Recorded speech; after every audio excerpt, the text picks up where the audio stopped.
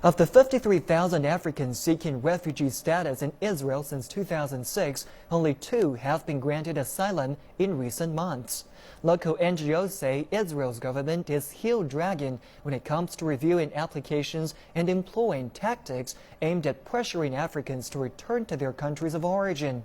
In the second part of a 3-part series on Africans living in Israel, our correspondent Stephanie Freid tells us the story of Hassan, an asylum seeker from Sudan, as he prepares for detention.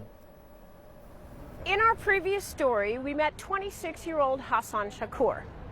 After his village was destroyed and his mother was killed in Darfur, he fled Sudan for Israel, where he's been living since 2010.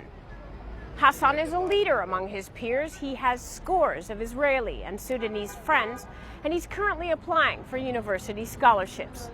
He says all he wants is a place where he can live in safety until the conflict in Sudan eases and he can return home. 6 a.m. at Israel's newest detention facility, Holot. Israel's government says Holot is open because the Eritreans and Sudanese assigned here are free to come and go at will. But they are barred from working while here, and the closest town is an hour's bus ride away. And they are tethered to the holding center by obligatory 3 times per day sign-ins. Failure to sign in means automatic deportation to their home countries where they face prison or death.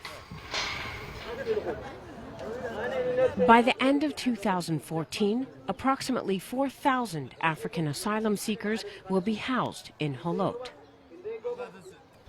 The policy of indefinite detainment is being lambasted by the UN High Commissioner for Refugees.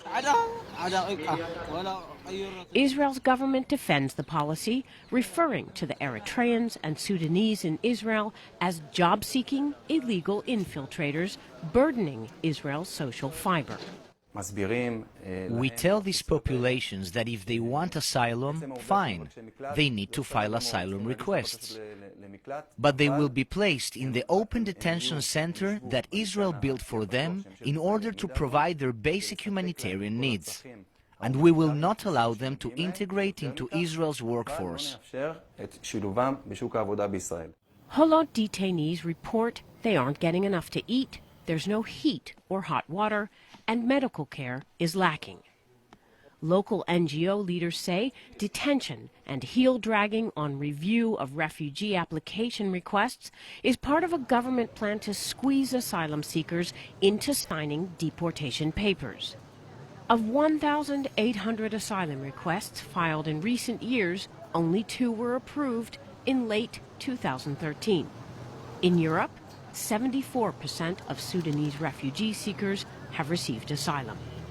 It's not about they're afraid about we change the demography of their or the identity of the country, but it's about inciting the public against the Africans population in Israel. The incitement came from Israel parliament members referring to the Africans as a cancer that must be eradicated from Israel's society. The statement sparked rioting in African-populated neighborhoods. We need asylum! We need asylum! Israel's government stands by its policy, saying the majority of Africans who risked their lives to get to Israel are not victims of persecution. Most of this population came to Israel for work, to improve their status in their countries of origin. Israel's labor market, health services and education system are paying the price. Therefore, Israel's government stands firm in its policy of not permitting them to integrate into the population or workforce. Fed up with racism and angry over the new detention policy, asylum seekers took to Israel's streets in December. Protests aimed at pressuring Israel government policy change continue. I have 11 years I haven't seen my family. I'm not coming to stay in Israel forever. Of course I need to get back to my country, and that's my biggest dream. Nobody wants to stay here for forever.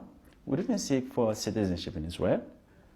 We are asking just to give us a status that will not be deported to where we came from. We are not being persecuted or mistreated again. Mutassim will have to continue his campaign from Holot. He reports for detention in February along with other African community leaders. He says leaders are being targeted to weaken the community's resolve. Hassan, also scheduled to report to detention, is surrounding himself with friends. This is the last time he'll host the weekly card game. Everyone here is from the same tribe in Darfur, Sudan. Many are relatives. They've known each other since childhood. An optimist, Hassan refers to Holot as a boarding school where he will have time to catch up on studies and concentrate on his goals. I still hold in my dream that yes, I can achieve something that could be at least useful to my community. You have been in Africa, right? So let's join us. Some here will eventually join him in detention.